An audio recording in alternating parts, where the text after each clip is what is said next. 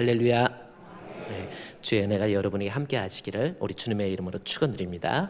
우리 옆에 계신 분에게 인사 한번 하고 안녕하세요, 반갑습니다, 사랑합니다. 그래요. 조금씩 올라가니까 뒤에서 조금 올리니까 낫죠? 네, 그래요.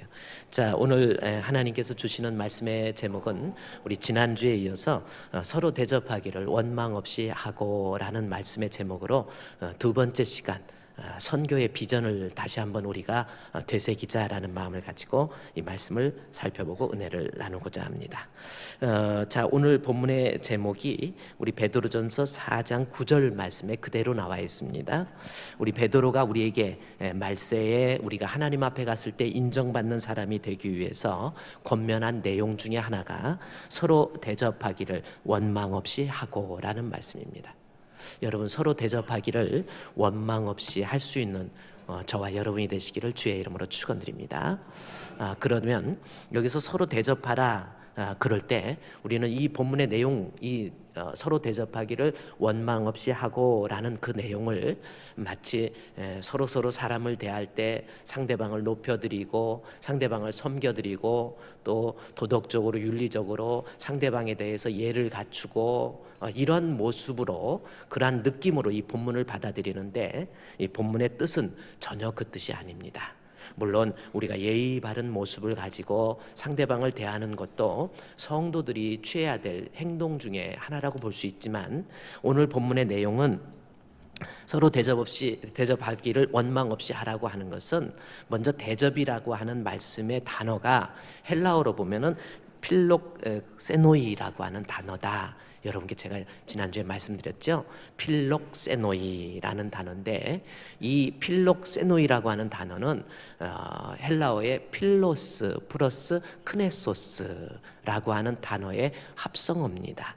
그래서 대접이라는 것이 필로스 플러스 크네소스라고 하는 단어의 합성이에요. 그게 결국 대접이라는 것은 나그네를 사랑하라, 이런 뜻이 되는 거예요.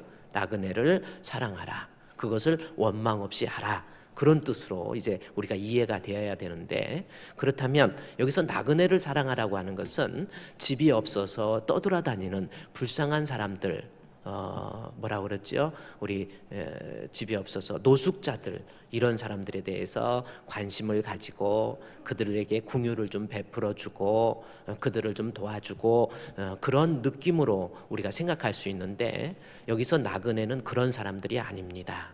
지금 베드로가 AD 63년에 권면할 때 나그네라고 하는 것은 바울처럼 또 디모데처럼 또 바나바처럼 예수 그리스도의 복음을 들고 곳곳에 다니면서 예수가 그리스도이심을 전파하고 선교하는 그러한 선교사를 본문에서는 크네소스 해서 나그네라고 표현하고 있습니다. 따라서 본문에 있는 말씀에 서로 대접하기를 원망 없이 하라고 하는 것은 복음의 선교를 위해서 우리가 힘쓰고 있는 그들을 도와줄 줄 아는 사람, 선교하고 있는 그들에 대해서 내가 좀 관심을 가지고 그들을 물질적으로 또 기도하는 가운데 또 관심을 가지고 그것을 놓고 고민도 하고 같이 협력하는 그러한 사람이 하나님 앞에 복된 사람이다, 그 말씀이에요. 다시 말해서 이 땅에 살아가면서 우리 마인드 속에서 인생을 사는 데 있어서 우리가 머릿속에서 생각해야 될 것이, 내가 이 땅에 살면서 그냥 나 잘 먹고 잘 살고 그냥 교회 예배 참석해주고 그냥 신앙생활 해주는 거, 그걸로 끝나지 말라는 거예요. 나는 예수 그리스도를 믿고 구원의 감격 속에서 은혜를 입은 사람으로서 그 그리스도의 복음을 증거해야 되는데, 내가 직접 나가지는 못해도 지금도 외지에 나아가서 그리스도의 복음을 듣지 못하는 그곳에서 복음을 선교하고 또 전도하는 그들에게 대해서 관심을 가지고 또 기도하고 또 물질적으로 또 협력도 하고, 그러한 모습들을 뭐 없이 하라고 그랬어요? 원망 없이 하라는 겁니다. 여기서 원망 없이라는 것은 내가 예수 믿고 구원받은 것, 그 복음의 빚진 자라고 하는 바울처럼 나는 예수 믿게 된 거 그 하나님의 크신 은혜지, 그 은혜에 감격해서 선교사를 돕고 후원하고 기도하고 관심 갖는 거 기쁨으로 하라는 겁니다. 이것이 베드로의 권면이다, 그 말씀이에요. 여러분은 어떻습니까? 한번 생각해 보십시오. 지금 여러분 인생을 살아가면서 그래요, 나 자신만을 위해서, 내 가정만을 위해서, 나의 육신적인 것만을 위해서 그렇게 살고 있지는 않습니까? 우리가 하나님 앞에 갔을 때 인정받는 사람이 되려면 우리가 선교에 대한 비전을 나의 머릿속에서 공유할 줄 알아야 돼요. 직접 선교는 하지 못하더라도 그들을 위해서 기도하고 또 물질적으로 또 후원하고, 여러분 그런 거 아닙니까? 우리 교회에서는요 5,000원의 기적, 커피 한 잔에 한 생명이라고 하는 슬로건을 걸고 한 사람이 5구자를 넘기지 말자 해서 한 사람이 5,000원도 줬고 10,000원도 줬고 또 25,000원을 넘지 말고, 그래서 우리 선교비를 우리 다 같이 참여해보자. 그리고 오랫동안 한번 참여해보자. 그래서 내가 뿌려놓은 이 복의 씨앗을 통해서 영적으로 하나님 나라가 확장되는 일에 우리가 동참해보자 해서 우리가 그렇게 5,000원의 기적 헌금, 많은 성도들이 참석해요. 그래서 여러분께서 드려진 이 헌금을 아프리카에, 탄자니아에, 터키에, 또 필리핀에, 그리고 일본에 여러 곳에 우리가 나눠서 선교지로 보내지고 있지요. 얼마나 값진 겁니까? 그래요. 우리는요 이 선교에 대해서, 인생의 궁극적인 것은요 우리 예수님께서 제자를 삼아서 결국은 나 제자 된 걸로 끝나는 게 아니에요. 베드로전서 2장에 보면은 너희를 구원해 주시고 그것으로 끝난 것이 아니라 너희는 왕같은 제사장으로서, 오늘 제가 오후에 창세기 강해에서 에덴의 회복을 통해서 우리 인간들은 하나님께서 원래 우리 인간들에게 부여해 주신 두 가지 일이 있습니다. 하나는 sonship이라고 하는 게 있습니다. 또 하나는 kingship이라고 하는 것이 있습니다. sonship이 뭡니까? 하나님의 DNA를 우리가 공유하고 있다라는 거죠. 하나님의 형상을 우리가 지니고 있기 때문에 하나님의 아들로서 하나님 앞에 생육하고 번성하고 땅에 충만하고 계속해서 하나님의 형상을 가진 하나님의 자녀들이 막 태어나는 거예요. 아기 많이 낳는 것도 창세기의 말씀에 비추어 보면 이것도 하나님 앞에 큰일 하는 거예요. 많이 나세요. 될 수 있는 대로 많이 나세요. 시집도 꼭 가시고 결혼도 하세요. 어떤 목사님 누가 뭐 할지 몰라서 안 합니까? 내 마음에 드는 사람이 없어서 아직도 안 하고 있는데요. 뭐 이럴 수도 있지만 어쨌든 결혼해서 아기 많이 낳았어요. 이게 sonship이라고 하는 거. 뭐 그 오후 예배 때 한번 강의 때 하기로 하고요. 또 하나는 kingship입니다. 우리에게 하나님께서 부여해 주신 것이, 그래서 하나님께서 땅을 다스리고 통치하라고 하는 하나님이 우리에게 kingship을 주신 거예요. 그 kingship이라고 하는 것은 우리가 아담이 범죄하고 난 다음에 그것이 소멸돼 버렸어요. 다스리지 못합니다. 그래서 막 사자에게 물려 죽기도 하고, 또 이것이 이제 킹십이 사라지다 보니까 마귀의 자손들에 의해서 혹은 과학에 의해서 혹은 문명에 의해서 우리가 끌려가요. 그러나 성경은 예수 그리스도가 십자가에 죽으심으로 우리에게 다시금 왕권을 회복시켜 주셔요. 그래서 그것을 킹십이라고 해서 베드로전서에서 보면 너희는 왕같은 제사장 말이 나오는 거예요. 세상에 끌려갈 것이 아니고 세상을 선도해가고 우리 때문에, 나 때문에 세상이 변화되어야 돼요. 이것이 킹십입니다. 이것이 창세기에서 에덴 동산을 통해서 우리에게 하나님께서 우리에게 주시는 맨데이트입니다. 에덴의 의미를 우리가 다시금 되새기면서 sonship과 kingship을 다시금 회복하는 것, 이것이 에덴의 회복입니다.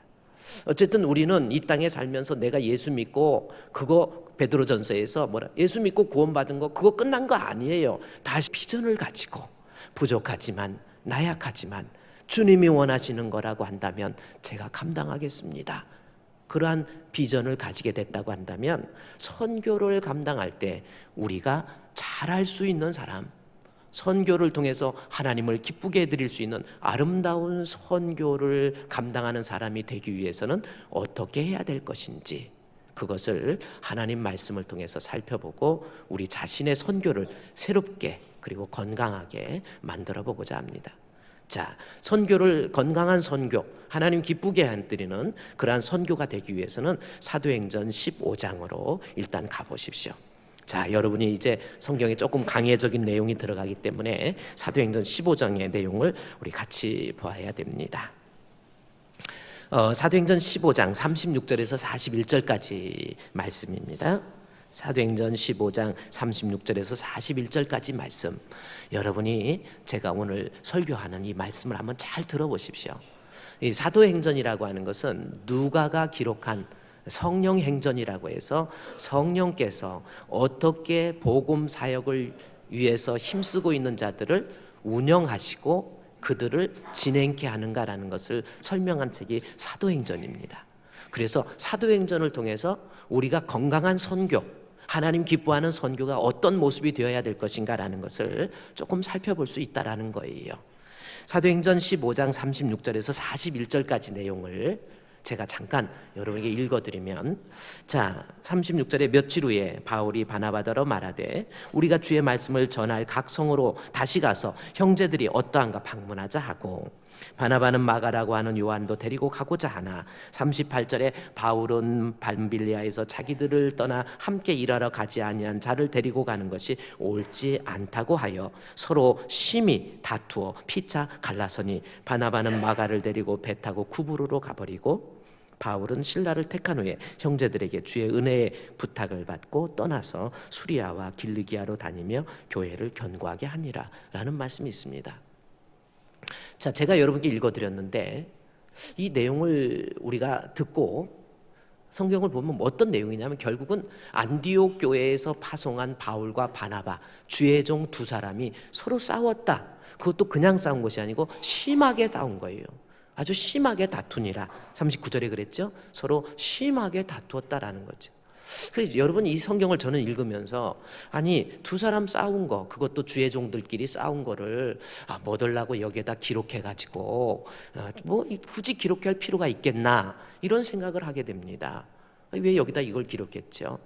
15장 36절에서 41절까지 그 내용이 완전히 빠져도 16장으로 이어져도요 성경을 이해하는 데 있어서 전혀 문제가 되지 않습니다. 그런데 그 문제, 서로 싸운 사건을 여기다 기록한 것이 왜 아무 이유 없이 그럴 리가 없어요. 성경에서 이 내용을 기록한 것은 성경을 기록한 누가의 신학적 의도가 있다라는 거예요. 그 의도를 잘 파악할 줄 아는 사람, 그 사람이 성경을 가장 잘 해석하는 거거든요. 두 사람이 인간적으로 싸웠다. 싸운 이유가 뭐냐는 거예요. 싸운 이유, 누가 잘해서 잘못해서 싸웠다, 지금 그것을 말하고자 하는 내용이 아니라 이 오늘 내용 읽었던 이 본문을 통해서 지금 누가가 말하고자 하는 내용은 뭐냐면 39절을 여러분 성경 볼까요? 서로 심히 다투어 피차 갈라서니, 그 다음에 바나바는 마가 데리고 배 타고 쿠브르로 가버립니다. 그리고 역사 속에서 사라져버려요. 바나바는 역사 속에서, 교회 속에서 사라져버립니다. 다시금 바나바에 대해서는 언급되지를 않습니다. 그리고 전면에 등장하는 사람은 바울이에요. 근데 바울이 혼자 어떻게 선교합니까? 그래서 함께 한 사람이 누군가 봤더니 바울과 누구예요? 그 다음 절에 40절에 실라라는 말씀이 나와요. 40절입니다. 바울과 실라라는 거죠. 이게 싸운 이유가 바로 이 실라라고 하는 것에 우리가 포커스를 맞출 줄 알아야 돼요. 지금 싸웠다 그것을 기록한 것이 아니고 실라가 바울과 함께 동행해서 선교 여행, 제2차 선교 여행을 시작하고 있다라는 겁니다. 바울이 3번에 걸쳐서 선교 여행을 하는데 1차 선교는 예루살렘을 중심으로 한, 그리고 이방 지역에 있는 땅을 중심으로 한 유대인을 위한 선교였어요. 그런데 하나님께서 바울에게 원하는 뜻이 있습니다. 바울을 향한 하나님의 비전이 있었다라는 거죠. 그게 뭔지 아십니까? 바울은 이방인의 사도로 부름을 받았어요. 사도행전 앞에 가서 이방인의 사도로 부름을 받아서 그가 은혜를 받고 이제 안디옥 교회에서 선교사로 파송돼서 선교를 하는데 예루살렘에서 이방 땅에서 복음을 열심으로 선교를 합니다.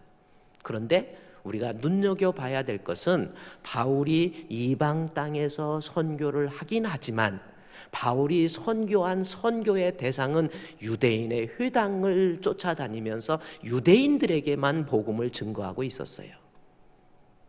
유대인 중심적 민족주의적 생각을 가지고 자기는 이방 땅에서 이방인을 위한 사도라고 생각을 하고 있지만 유대인들에게만 복음을 증거하고 있었어요. 그래서 하나님께서는 바울로 하여금 말씀하시는 거예요. 지금 이 두 사람의 갈라섬을 통해서 하나님께서는 바울에게 신라를 붙여줍니다. 그리고 바나바는 유대인이란 말이에요. 그래서 바나바는 그 생질 마가를 데리고 구부로 자기 고향으로 가버렸어요. 유대인의 땅으로 가버리는 거예요. 그리고 하나님께서는 혼자 남아있는 바울에게 신라를 보내주는 거예요. 그럼 신라는 누구인가? 이게 중요한 의미가 있습니다. 신라는 사도행전 16장 37절 말씀에 보면은 신라의 국적이, 저를 보세요. 그냥 신라의 국적이 로마 사람이에요. 로마란 말이에요. 그리고 이중 언어가 가능하고 이중 문화에 잘 흡수할 수 있는 탁월한 흡수력을 가진, 그러니까 다문화적인 그러한 개념을 가진 사람이 신라입니다.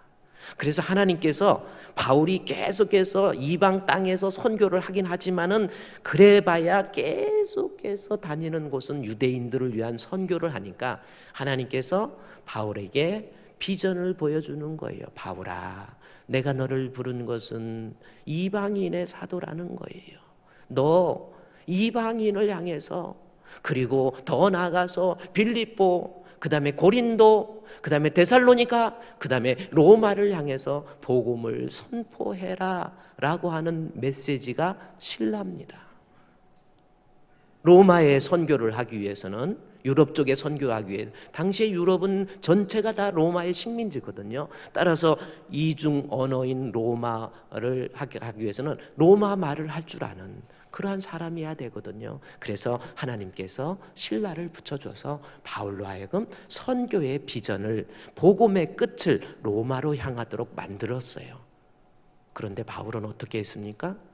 신라를 줬는데도 불구하고 41절에 보면은 어디 가요? 수리아로 갑니다. 신라 데려줬는데도 계속해서 수리아 그리고 길리기아로 갑니다. 수리아와 길리기아는 어떤 곳입니까? 이방 땅 소아시아 지역 맞아요. 아시아 지역입니다. 그런데 계속해서 하나님께서 로마로 복음을 전할 것을 얘기하는데도, 신라를 보내줬는데도 그럼에도 불구하고 계속해서 수리아, 길르기아 다니는 거예요. 지도를 보면 역시 소아시아 지역입니다. 하나님께서 바울에게 또 한 번 말씀하세요. 너는 이방인의 사도로서 로마에 가서 복음을 증거하라. 그것을 다시 한번 신라를 통해서 깨닫게 해주고 난 다음에 그는 다시 사도행전 16장에 가서, 바울이 계속해서 수리아와 길르기아만 다니니까 이제는 여기 더베와 루스트라에서 디모데라는 인물이 나옵니다. 사도행전 16장 1절에 디모데가 나오는데, 이 디모데를 이 누가가, 기록자 누가가, 이 성경의 저자 누가가 기록을 하면서 디모데의 프로필을 아주 자세히 설명을 해요. 그래요. 디모데는 착한 사람이고, 디모데는 칭찬 듣는 사람이고, 뭐 이런 말을 많이 씁니다. 근데 여기에서 디모데의 프로필을 이렇게 자세히 쓰는 이유가 뭐냐면, 그 중심에 하나는 지금 누가가 이 책을 쓰면서 디모데의 프로필에서 강조하고 싶은 것은 3절 말씀에 헬라라는 말씀입니다. 헬라인인 줄 다 알미니라 라는 거죠. 헬라가 뭐예요? 유대인이 아니라는 거죠. 하나님께서 바울을 향한 복음의 비전은 어디까지나 계속해서 이방 그리고 로마입니다. 신라를 보내줬는데도 바울이 아직 깨닫지 못해요. 그래도 깨닫지 못하니까 하나님께서 디모데, 이방인 할례를 받지 아니한 이 이방인 디모데를 하나님께서 보내주심으로 헬라 문화가 가능하고 헬라어가 가능한, 로마에서 말이 소통이 가능한 디모데를 또 붙여줍니다. 그런데도 바울은요, 끝까지 로마로 안 가요. 계속해서 아시아에서 거기만 다니면서 계속 선교하는 거예요. 그런데 놀라운 사실은 하나님께서 바울에게 로마를 향한 비전을 주시면서 그곳으로 건너갈 것을 신라를 통해서 디모데를 통해서 알려주셨는데도 계속 아시아에서 복음을 증거하는데, 하나 놀라운 사실은요, 41절 말씀, 15장 41절에 보죠. 수리아와 길르기아로 다니며 교회를 어떻게 했어요? 견고하게. 이게 견고하게 하니라라는 것이, 그 수리아와 이방 땅에서 복음을 자기 생각대로 하는데도 교회는 부흥되는 거예요. 교회 잘 되는 거예요.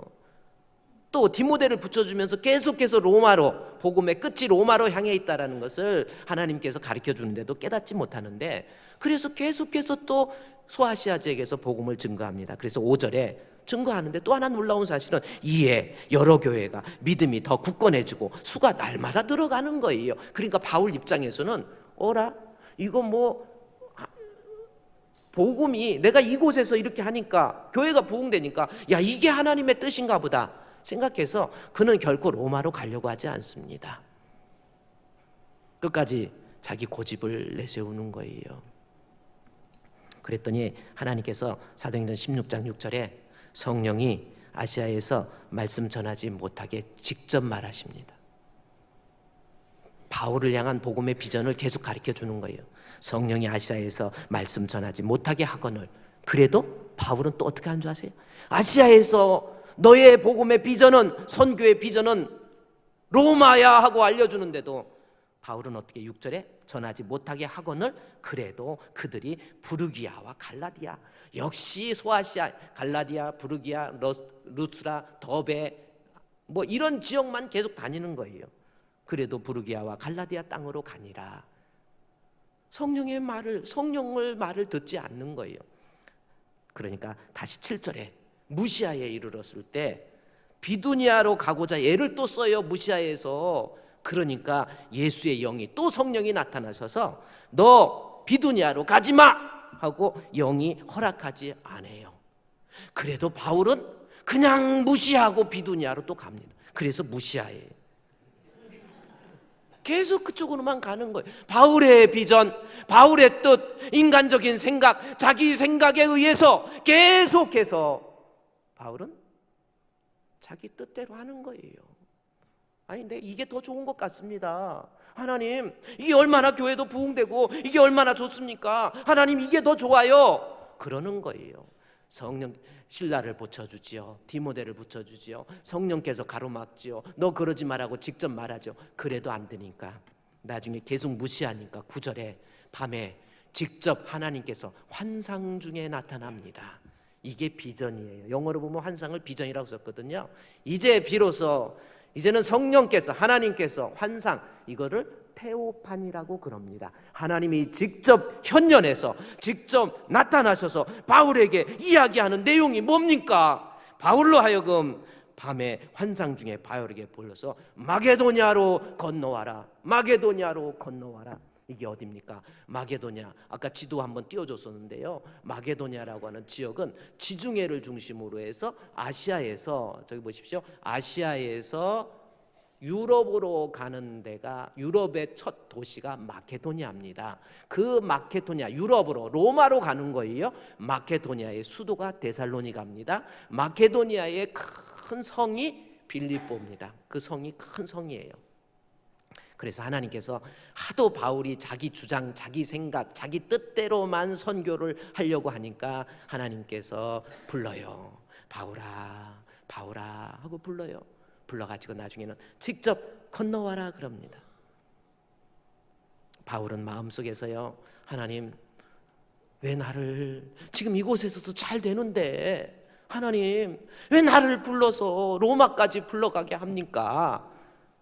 그런 마음을 가졌지만 하나님이 직접 나타나셔서 환상 중에 건너오라 그러니까 바울이 그때 비로소 말을 듣습니다. 그 내용이 뭡니까? 10절에 바울이 마게도냐로 건너가기를, 그 환상을 보았을 때 우리가 곧 마게도냐로 떠나기를 힘썼다 그랬죠? 복음을 전하라고 하나님이 저 사람들에게, 여기서 저 사람이 뭔지 아세요? 로마의 사람들, 유럽에 있는 사람에게 복음을 전하라고 우리를 부리신 줄을 뭐예요? 어글이 드디어 인정을 하는 거예요. 선교는요, 내 뜻 갖고 하는 게 아닙니다. 내가 좋아서 하는 것도 아니고요. 나는 저 사람들이 싫은데 왜 나보고 복음 전하라고 그래? 나 저거 싫어. 나 가기 싫어. 진짜 선교를 잘한다라는 것은 하나님의 뜻을 이해하고 그 뜻에 맞추어서 내가 순종하는 것, 이것이 선교예요. 하나님, 저는요 목사님 지금 상황이 어렵습니다. 어떻게 저보고 선교하라고 그럽니까? 저 너무 힘들어요. 지금 선교할 때가 아니에요. 그리고 저는요 필리핀 그런 데 선교하기 싫습니다. 필리핀에 가보면 막 못된 선교사도 있다는데 그런 거 싫습니다. 이런 거 저런 거 따질 게 아닙니다.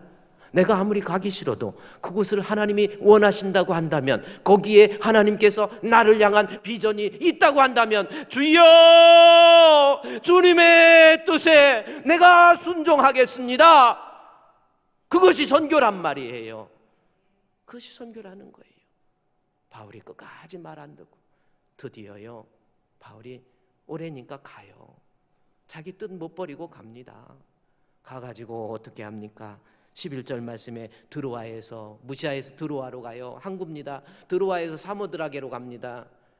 일단 배를 타고 한번 가요. 그 다음에 여기 네아폴리라고 하는 지역에 드디어 유럽에 입성을 해요. 유럽에 입성했다. 이게 또 여러분 무슨 뜻인 줄 아세요? 유럽에 입성을 할 때, 그러니까 하나님께서 놀라우신 선교의 비전, 하나님이 디자인하신 거예요. 디모데를 데리고 가고 신라를 데리고 가는데 로마 국적이 없으면 그 지중해를 넘지를 못해요. 하나님께서 다 아시고 미리미리 필요한 조치를 다 취해 주셨어요. 그래가지고 유럽으로 드디어 건너갔어요. 건너갔는데 가보니까 세상에 빌립보라는 성이 있었어요. 자, 서둘러서 갔습니다. 제가 이 11절 네아폴리로 가고 해서 빌립보에 이르니 이틀 만에 도착을 했어요. 사도행전 20장에 가보면요, 거꾸로 다시 드로아에서 거꾸로 돌아옵니다. 5일 걸려요. 5일 동안 걸려야 될 거리를 하나님께서 명하시니까 이틀 만에 가요. 가긴 가요. 투덜투덜거리면서, 하나님, 나는 끝까지, 바울도 아직까지 자기 뜻 못 버리는 거예요. 내가 왜 여기로 가야 됩니까? 해가지고 가래니까 이틀 만에 서둘러서 갔는데, 하나 또 놀라운 사실은 누가가 우리에게 말하는 내용이 있습니다. 바로 12절에 보십시오. 빌립보로 이르니 이는 마게도냐의 첫 성이요 로마의 식민지라. 이 성에서 어떻게 했어요? 수일을 유했다. 이게 무슨 뜻인 줄 아세요? 아무 일 안 하고 지금 이틀 만에 서둘러서 갔는데, 가서 수일 한 10일 정도가 되는 시간을 그냥 허송세월하고 있었던 거예요. 아니, 그렇게 급하게 갔는데 아무 일 안 하는 거예요. 수일을 유해버린 거예요. 아마 바울의 마음속에서는, 하나님, 내가 이곳에서 어디서 뭘 어떻게 하겠습니까? 나 유럽 선교 안 합니다. 나는 아시아가 좋습니다. 이곳에서 선교하기를 원합니다. 이곳의 유대인들을 향해서 선교하기를 원합니다. 그런데 주님 뜻이라고 그래서 나 왔는데 하나님 할 것도 없네요 하고 10일 동안, 수일 동안을 유하게 됩니다. 그때 하나님께서요 루디아라고 하는 여인을 붙여주세요. 그래서 루디아로 하여금 그 집에 거처할 데도 없는데 왜 나를 여기 불렀죠? 근데 루디아를 통해서 그 집에 거처하면서 계속해서 바울의 마음속에서는 하나님에 대한 원망, 하나님에 대한 불평, 아직도 자기 뜻을 버리지 못하는 이 바울, 그를 향해서 하나님께서 또 하나의 메시지를 주십니다. 루디아의 집에서 왔다 갔다 하다가요, 길거리 가다 보니까 점을 치는 여자가 있어요. 그 점 치는 여자가 점을 봐서 주인에게 많은 이득을 줍니다. 바울이 그것을 보고 그를 향해서 이 사도행전 16장 18절 말씀에 예수 그리스도의 이름으로 명하노니 그에게서 나오라 하니 귀신이 즉시 나와버립니다. 그 귀신 들린 자가 바울의 예수 그리스도를 통해서 해방함을 받게 되는 거예요. 눌리운 자가 자유를 얻게 되는 모습을 하나님께서 바울에게 보여주시는 겁니다. 그래도 그런가 보다 했더니 결국 그 문제로 인해서 바울이 옥에 갇혀버렸어요. 옥에 갇힌 내용이 있습니다. 22절 무리가 일제히 일어나서 고발하니 상관들이 옷을 찢고 벗기고 매로 칠하여 많이 친 후에 옥에 가두고 간수에게 명해서 든든히 가두어버립니다.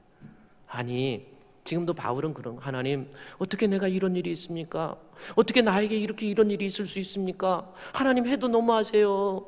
아니 내가 로마로 오라고 해서 왔는데 별로 할 일도 없고 뭐 있다고 해봐야 귀신 들린 거 하나 있는데 그거 뭐 일단 이게 뭐예요? 그러다가 내가 이렇게 감옥에 갇혔어요. 거기에서 보면요 23절에 많이 쳤다라는 말씀이 나옵니다. 이게 무슨 뜻인 줄 아세요? 이때 당시에 로마의 군인들의 여기 봉이 3개가 있었다라는 겁니다. 그런데 봉이 있었는데 그 봉 끝에마다 한 번 때리면 살점을 긁어 때려드리는 아주 가시 같은 거 있잖아요. 그게 붙어 있었어요. 이걸로 한두 번 맞으면 온 몸이 만신창이가 돼버립니다. 근데 바울을 한두 대 맞은 게 아니라니까요. 본문에서요 지금 이 성경을 기록하는 누가가 의사입니다. 의사 입장에서 이건 죽을 정도로 친 거예요. 많이 쳤다고 그런 거예요. 거의.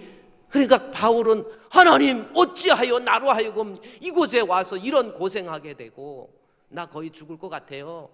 하나님 난 정말 이게 아닙니다. 아시아에서 하면 잘하는데 왜 불렀습니까? 그걸 많이 친 다음에 그 다음에 옥에 가두는데 그것도 그냥 옥이 아닙니다. 여기 보십시오. 그들을 가두고 든든히 치라 하니 그가 명령을 받아 그들을 깊은 옥이라고 하는 겁니다. 로마에서 옥은 여러분 3개의 감옥이 있습니다. 첫 번째 옥은 우리 경찰서에서 우리 그 경찰서의 유치장이라는 게 우리 서장님 유치장 있었죠.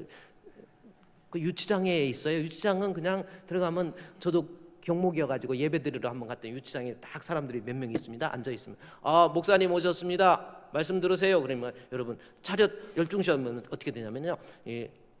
차렷하면 딱 이렇게 딱 양반 자세로 앉아갖고 차렷 12시 차렷 12 이거 한번 해봐요. 여러분도 가기 전에 미리 한번 할 필요가 있을 거예요. 차렷 12시 차렷 해갖고 자 목사님 설교합니다.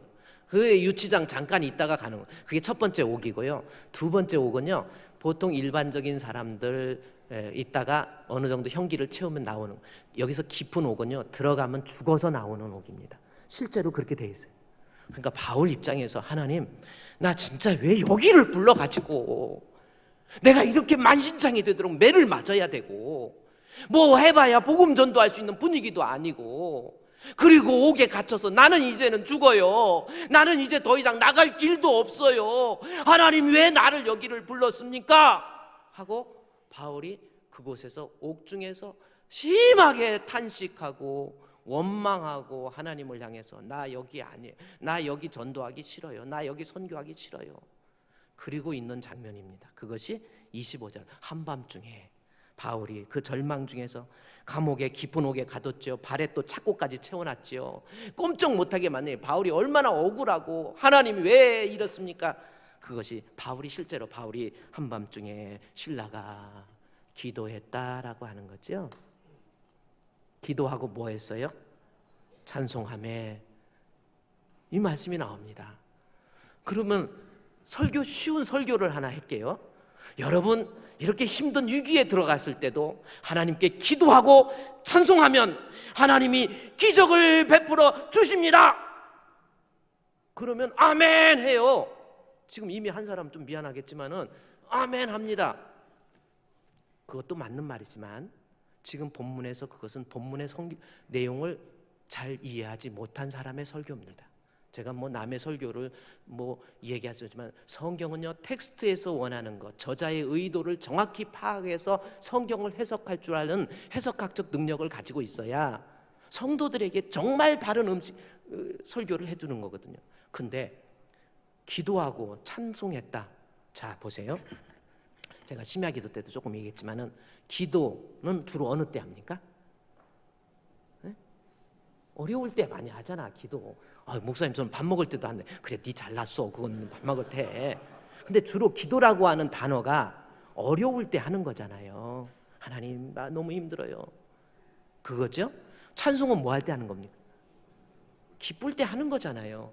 기도와 찬송은 서로 상반적 개념을 포함하고 있어요. 우리가 신앙적으로 신앙생활하면서 사용하는 단어 중에서 기도와 찬송, 즐거울 때 찬송, 고난 때 기도. 야고보 사도도 그랬잖아요. 근데 본문에서 바울이 옥중에 갇혀가지고 지금 무지하게 맞고 그것도 깊은 옥에 들어갔고 발에 착고를 채우고 바울이 그러고 있으면서 이러고 움직이도 못하고 이러고 있으면서 탄식한 게 기도라는 말입니다. 지금 기도라는 말이 그 말이에요. 단어가 그 말입니다. 어떠한 소원을 놓고 기도하는 게 아니라 한탄한 거예요. 한탄하고 한탄하다가 보니까 주변에 내가 이제 죽어가는 거야. 여기서 복음도 전하지도 못하고 끝났네. 그러니까 하나님 뜻에 대해서 어찌 이럴 수 있습니까?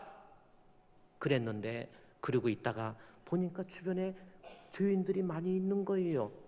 그래서 이렇게 보니까 많이 한 이 정도 모여 있을 수도 있단 말이에요. 정치범들이 있었는 거예요.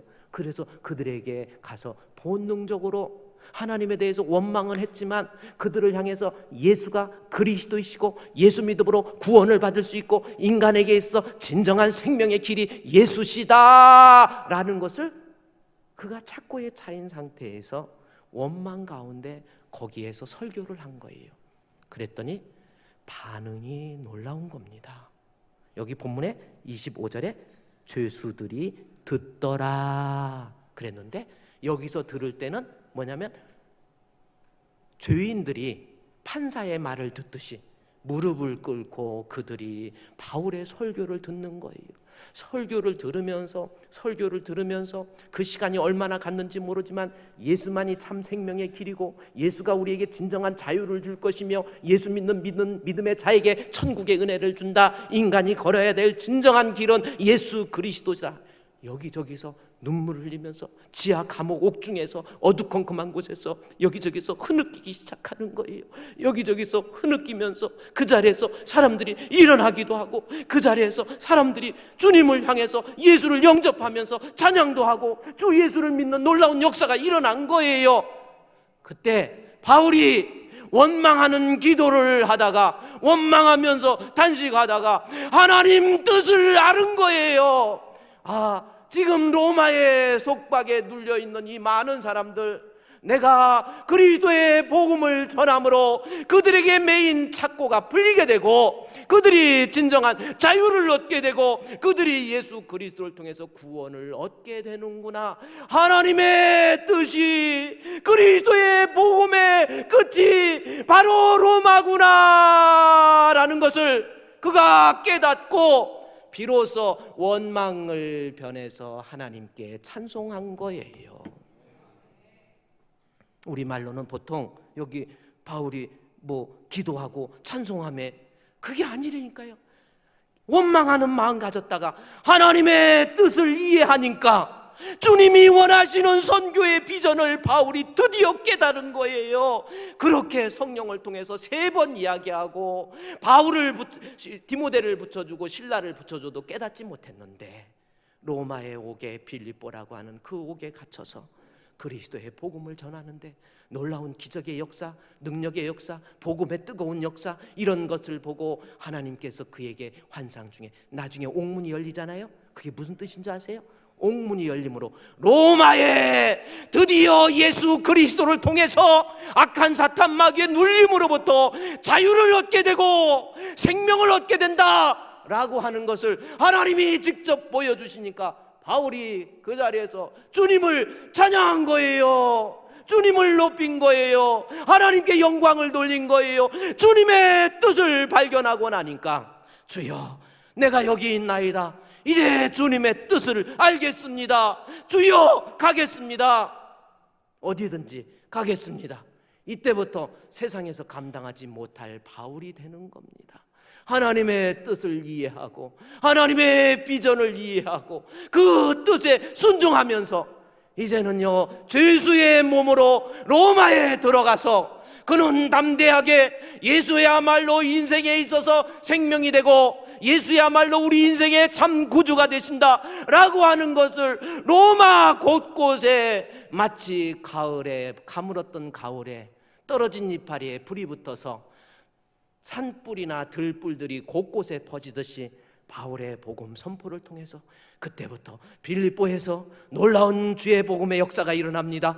데살로니가에서 놀라운 복음의 역사가 일어납니다. 그때 야손의 집에 핍박이 있을 때 베레아로 내려갑니다. 베레아에서 놀라운 복음의 역사가 일어납니다. 고린도로 내려갑니다. 고린도에서 놀라운 복음의 역사가 일어납니다. 나중에 결국은 바울이 로마 옥중에 로마로 들어가서 서기오 바울을 회복시켜줘요. 그들로 하여금 다시금 깨닫게 해요. 하나님의 뜻을 드디어 발견하니까 바울이 거기에서 죽음을 두려워하지 않습니다. 하나님, 죽음인들 두려워합니까? 아골골짝이던 빈들이던 주여 가겠습니다. 주님의 뜻에 순종하겠습니다. 주님이 원하신다면 저는 가겠습니다 라고 하는 것이 사도행전 바울의 복음 선교를 통해서 우리에게 주시는 비전이라고 하는 거예요. 선교? 제 뜻 나는 싫어. 저는 일본 사람들을 개인적으로 이렇게 좋아하지 않아요. 임진왜란 때 130만 명 조선인들을 죽였습니다. 그리고 도요토미 히데요시가 얼마나 많은 사람을 죽였는지 그것으로 해서 포상을 하기 위해서 조선인들의 귀를 잘르든 코를 잘르든 잘라가지고 가지고 와서 일본에다가 지금도 비석을 세워놨어요. 그러니까 일본 생각하면 저는 일본도 제가 싫어해서 언어라고 한 일본어는 제가 좀 알긴 아지만 아는 것은 다마네기 이빠이까 눈물 찔끔찔끔 난다 데스 뭐 이런 거 정도만 알고 뭐 일본에 대해서는 저는 별로 좋아하지 않아요. 일제 38년간인가요? 36년간 식민지. 여러분 군사랑을 통해서 조선 땅에 있는 쌀 다 거두어 가버렸어요. 조선 사람은 절대량의 쌀이 부족하기 때문에 다 굶어 죽습니다. 촉은 못 피하는 거예요. 일본에서 갔던 그 쌀이 일본의 쌀 공항이 일어나가지고 태평양에다 쌀을 다 빠뜨렸어요. 얼마나 일본이 제가 싫었는지. 근데 제가 한 달 전에 노예에서 제가 일본의 그 선교를 위해서 일본의 오사카 신학대학이 고베 신학교보다 큽니다. 고베 신학교가 전통 있는 학교지만 신학생이 6명밖에 안 돼요. 오사카는 20명이나 됩니다. 오사카 신학대학 제가 객원 교수로 가서 인텐시브 스쿨 해가지고 가서 교육을 하는 거예요. 저는 일본 가기 싫었어요. 나 일본 별로 안 좋은데 나 왜 일본에서 저 사람들 예수 안 믿고 죽거나 말거나 지 죽으면 다행이고 뭐 이런 생각 들고요. 나 가기 싫어. 근데 할 수 없이 갔습니다. 가서 보니까 20명의 학생들이 있었는데 동경대학, 여러분 동경대학 대단한 학교입니다. 동경대학 나온 학생들도 있었고요. 그들에게 복음을 전합니다. 예수가 그리스도이십니다. 제가 조직신학 기독론을 강의하면서 그들에게 이 얘기를 했더니 이 사람들의 머릿속에서는 하나님에 대해서 여러 신 중에 하나로 알아요. 그래서 그들에게 설명을 합니다. 설명을 하는데도 도저히 이해를 못해요. 집중해서 교육하는데 나중에 동경대학 나온 사람, 그런 사람들이 눈은 동그래가지고 눈물이 글썽글썽하면서 아노가 뭔지 모르겠어요. 이제는 예수 그리스도노 믿겠습니다. 이런 뜻일 것 같아. 저는 그것을 보고요, 그들의 눈동자를 통해서 하나님 선교라고 하는 것은 내 뜻, 내 생각 아니에요. 나는 싫어. 아니라니까요. 주님이 원하신다면 우린 가야 돼요. 자기 주장 아닙니다. 요나를 보십시오. 다시 니느웨로 가서 복음을 전가라. 하나님, 나 니느웨요. 너무 싫어요. 나 가기 싫어. 니느웨 왜 갑니까? 안 가요, 니느웨는. 그래갖고 요바로 가서 다시스로 가요. 다시스로 가니까 배를 타고 가니까 잘 되는 것 같지. 하나님의 뜻을 어기고 와도 잘 되죠. 나 거기서 선교 안 할래. 근데 갑자기 풍랑이 나와가지고 큰 물고기가 잡아먹었어. 요나를 잡아먹었는데 거기서 3일 동안 있었어요. 그러니까 막 위장 속에 얼마나 큰지 몰라. 들어다니면서 막 잡아당겼겠지. 그러니까 이 고래 같은 거지 막 3일 동안 왔다 갔다 하니까 얼마나 소화가 안 됐겠어.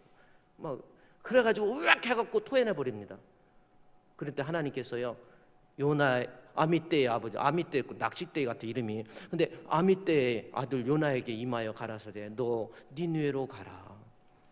할 수 없이 갑니다. 가가지고 선교하고 예수 그리스도 하나님을 믿으라 했는데 그때 회개하고 돌아온 사람이 12만 명이에요. 왕으로부터 백성에 이르기까지 눈물을 흘리며 회개합니다. 요나는 그래도요, 나 이 사람들 구원받는 거 싫어요 그랬는데 하나님께서 박넝쿨을 통해서 너무나 뜨거운 자기 머리를 가릴 수 있도록 박넝쿨을 줘가지고 이 박넝쿨 좋다 했는데 벌레가 긁어먹어서 사라지는 거예요. 너무나도 고통스러우니까 아이고 왜 이 박농꿀이 죽었냐 이랬더니 하나님께서 네가 심지도 않는 그 박농꿀 살아서 없어져 버리는 거 네 그렇게 안타까워하는데 이 니느웨라고 하는 성에 지금도 구원받지 못한 사람이 12만 2천 명. 하나님이 그 생명 귀하게 여기지 않겠느냐. 요나가 하나님 뜻 알은 거예요. 바울이 하나님 뜻 알은 거예요. 진짜 선교는 자기 생각 버리는 거예요. 나 거기 가기 싫어요.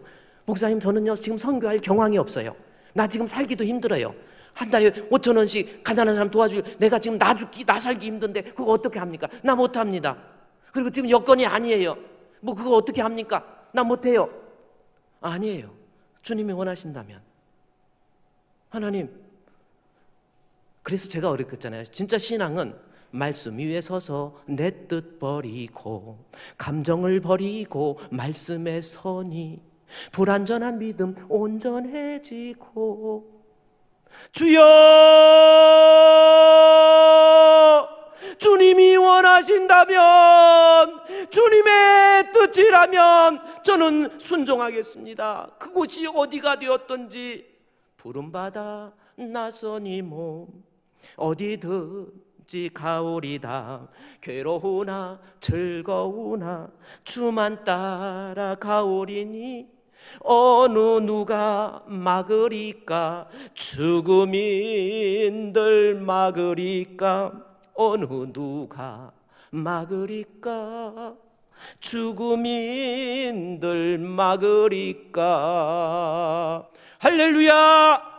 선교 감당해야 됩니다. 그러나 선교를 잘하기 위해서는 내 생각, 내 뜻, 내 계획 버려야 돼요. 주님의 뜻에 맞추어서 하나님의 비전에 맞추어서 나는 그저 순종하는 것, 그것이 선교입니다. 아골골짝이라 할지라도 제가 찬송가 323장 2절 말씀의 가사를 방송에서 한번 띄워줬으면 좋겠어요. 323장 가사 2절이 뭐냐면 아골골짝 핀들에도 복음 들고 가오리라. 아골이 어떤 골짜기입니까? 그곳에 들어가면 해골이에요. 나 해골 죽기 싫어. 나 가기 싫어. 그래도 주님의 뜻이라고 한다면 저는 가겠습니다. 우리 2절 같이 한번 볼까요? 아골골짝. 아골골짝 핀들에도 복음 들고 가오리다. 소돔 같은 거리에도 사랑 안고 찾아가서 종의 몸에 지닌 것도 아낌없이 드리리라. 종의 몸에 지닌 것도 아낌없이 드리리라. 할렐루야. 선교는 순종하는 겁니다. 기도하겠습니다. 하나님, 바울처럼 내 생각 내 뜻 그거 아니지요. 요나처럼 내 생각 내 뜻 아니지요. 하나님께서 내게 향한 비전을 발견할 수 있도록 도와주시옵소서. 주님의 뜻을 분별해서 주님이 원하신다고 한다면 모든 것 모든 시간 다 드릴 수 있는 선교의 비전자가 될 수 있도록 도와주시옵소서. 예수님의 이름으로 기도드리옵나이다. 아멘.